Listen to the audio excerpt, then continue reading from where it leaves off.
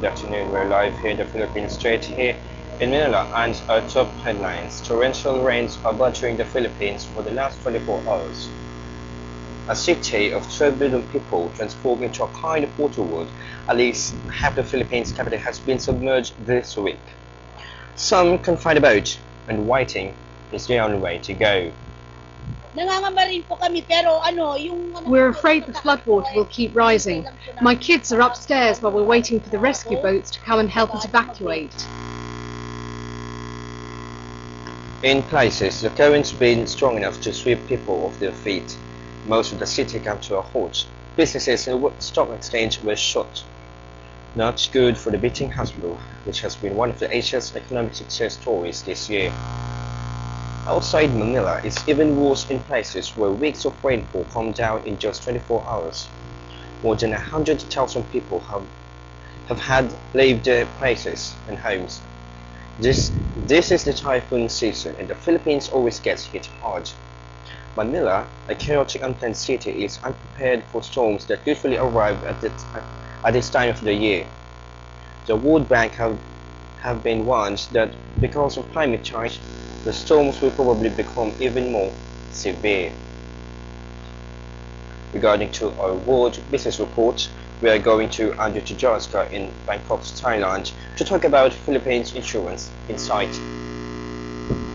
It all depends on how long the floods last and how long the rains last.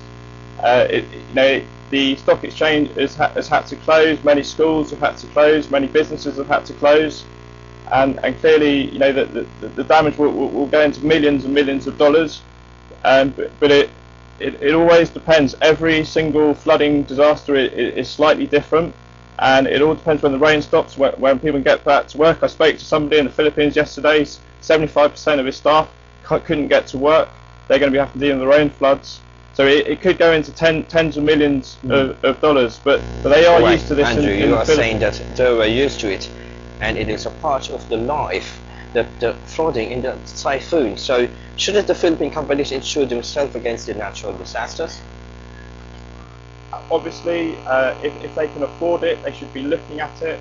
There is insurance capacity in the market, but clearly, it's an extra addition onto their usual insurance. Acts of God generally aren't covered, so you need to buy it separately, flood insurance, and that can cost a little bit more money. So they're going to have to weigh up the costs and look into it, because clearly, if they want to become more protected against these kind of disasters, they are going to have to buy insurance.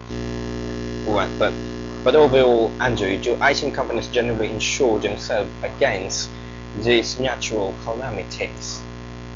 It's a real mix. Some do, some of the larger companies do, but the small, medium enterprises tend not to. Right, thank you very much, Andrew Tijarska, live there in Bangkok, Thailand. And let's go now to Ross Atkins in the UK to talk about the world news.